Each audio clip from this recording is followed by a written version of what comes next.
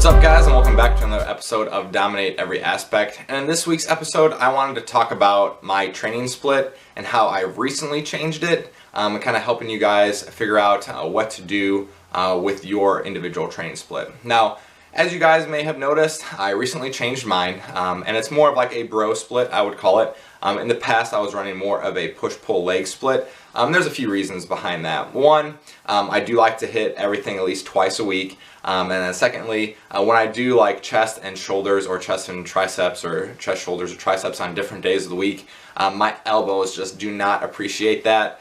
So I found that the push-pull leg split is more optimal for me. Now, why did I change it? Well, a few things. Obviously, with being in a contest prep, being in a caloric deficit, your recovery is just not as good. So hitting everything twice a week was getting taxing there for a little bit. So I figured over these next 6 or 8 weeks, I would go to more of this bro split, where I'd be hitting, basically a muscle group once to twice a week, depending on the muscle group. So for instance, like I'm still training chest twice a week. One day is a little bit higher volume chest, the other day is a little bit lower volume chest. And then really, like I'm hitting legs twice a week, but I'm breaking up my quads and my hamstrings as well. So really, it's just like one muscle group per week, with the exception of chest. Now, with me hitting only one muscle group a week, my total daily volume is much higher, obviously. So in the footage that you're gonna eventually see here with me and Thomas training delts, we did probably about 30 working sets of delts. We started out with about 6 to 7. We did a handful of exercises at the beginning of the workout that we did 6 or 7 individual working sets. So I mean, that volume adds up very, very quickly. Towards the tail end of the workout, we did about 3 to 5 working sets, depending on the given exercise. But that's how I've been structuring a lot of my programs. This program as of late is just having like super high volume days, doing anywhere from 25 to 30 working sets per the given muscle group. But obviously, once again, like I'm only doing that once a week. So my recovery is still good. Obviously I have like a full week to basically recover.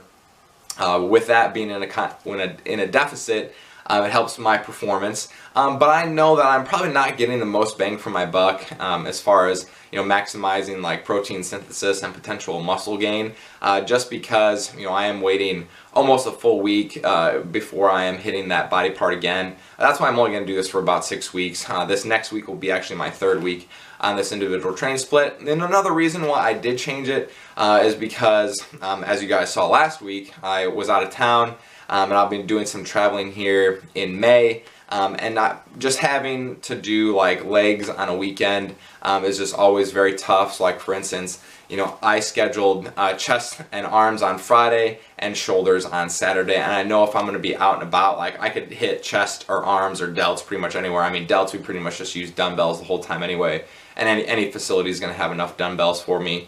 So that's another one of the reasons why I did change it, but I'm just sticking with this for a little bit of time, and then I'm going to go back to more of a push-pull leg split, just so I could have that total volume, weekly volume that I want, and the frequency more or less. Now, one other thing I did want to mention in regards to basically like training in your off season versus training during contest prep is, in reality, it should be the same.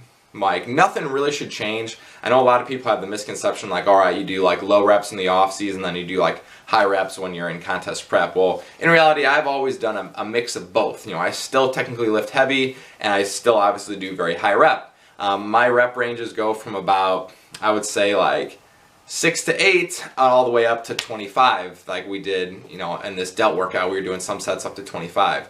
So my approach, whether I'm in off season or contest prep, really remains the same. Like the only thing that might change is obviously like my weights might decrease some during contest prep, just because of the caloric deficit. Obviously, like the body weight's going down, so you're just not going to have as much strength as you would like in your full-blown off season. I mean, I'm 181 pounds right now. In my full-blown off season, I get 200 to 205. Like that's where I walk around usually. So with me being 20 pounds under of where I usually walk around, my strength is definitely not going to be the same. It's not anything too noticeable, but just like the power to weight, ratio is just not there. My performance is not at my all-time high, and I definitely wouldn't expect it. But regardless of my individual performance, is I hope that you guys understand that when you are in a contest prep, you shouldn't really change your approach to your training.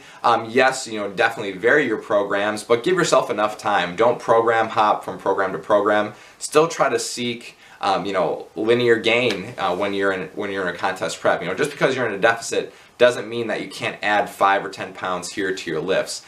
So as always, guys, I hope you enjoy the training footage with me and Thomas, and then keep dominating every aspect. We'll see you soon.